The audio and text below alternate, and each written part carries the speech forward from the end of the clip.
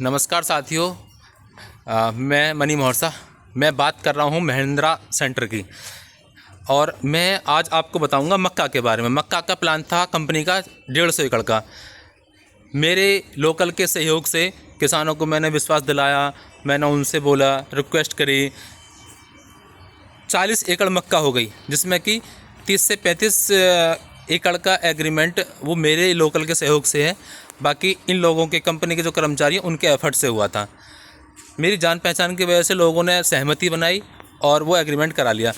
हुआ क्या कि इन लोगों ने कमिटमेंट करी थी कि हम 3 से 4% एक्स्ट्रा प्रीमियम रेट देंगे, लगभग प्रति किलो पर 3 से 4 रुपये मंडी से ऊपर बढ़कर। हुआ क्या कि जो यहाँ सेंटर पे कर्मचारी हैं उन्होंने तो कमिटमेंट कर दी, और जो ऊपर के सीनियर अधिकारी हैं उन्होंने मना कर दिया कोई भी कमिटमेंट मत करना। कंपनी कहीं भी धोखा दे सकती है और कभी भी रेट डाउन कर सकती है। और ऐसा ही हुआ।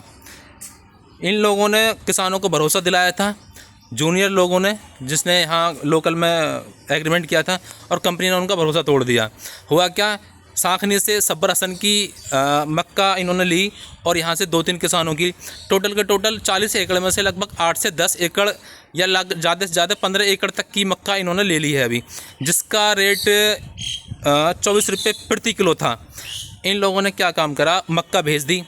सेल्स टीम, जैसा कि मैंने आपको बताया, सेल्स टीम बहुत बेहुदा काम करती है। कोई मैनेजमेंट नहीं है इस कंपनी का, कोई प्लानिंग के तहत कोई काम होता ही नहीं है।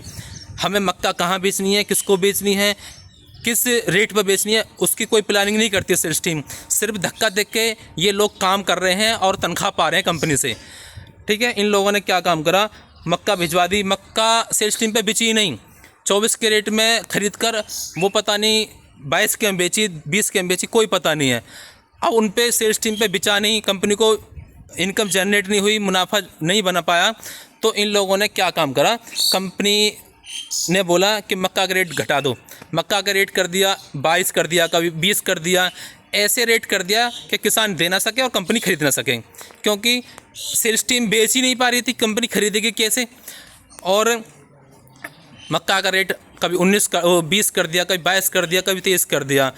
जब भी किसानों से बोलते कि मक्का दे दो, तभी ये रेट डाउन कर देते थे।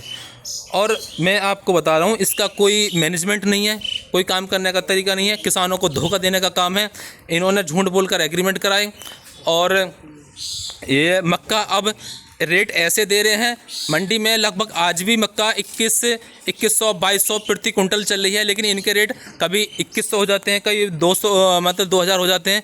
ऐसे इन्होंने रेट कर रखे हैं और इनका कोई अस्तित्व नहीं है। ये कभी भी अपने रेट डाउन कर सकते हैं। सिर्फ इनको एग्रीमेंट चाहिए, इनका खाद बिकना चाहिए, पैसे पहुंचने चाहिए। जबकि खाद इनका नॉन ब्रांड है, उसमें कोई ब्रांड नहीं लिखा हुआ, कट्टे पे कोई नाम नहीं है, और ना C100 पर कोई नाम है, ना कोई ब्रांड है, और ना ही उसकी इंस्ट्रक्शन लिखे हुए, ना कोई क्षमता है उसमें, इसमें क्या है क्या नहीं है, ना ही कंपोस्ट में लिखा हुआ है इसमें क्या तत्व हैं, क्या पाए जाते हैं, कितना पौष्टिक है ये खेती के लिए, क्या ज़मीन में ये क्या पोषक तत्व देंगे। कोई भी आंकड़ा नहीं है, कोई भी नियम नहीं है। और इन लोगों ने बिल्कुल यहाँ किसानों के हित में कोई भी काम नहीं कर रखा है, और इन पे अगर शिकायत करें तो शिकायत की कोई नहीं सुनता है।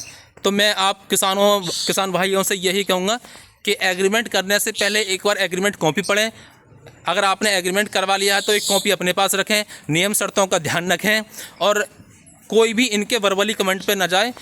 और इनकी कमेंटमेंट सब झूठी रहती हैं। ध्यान दें, सतर्क रहें और ध्यान से एग्रीमेंट करवाएं सोच समझ कर।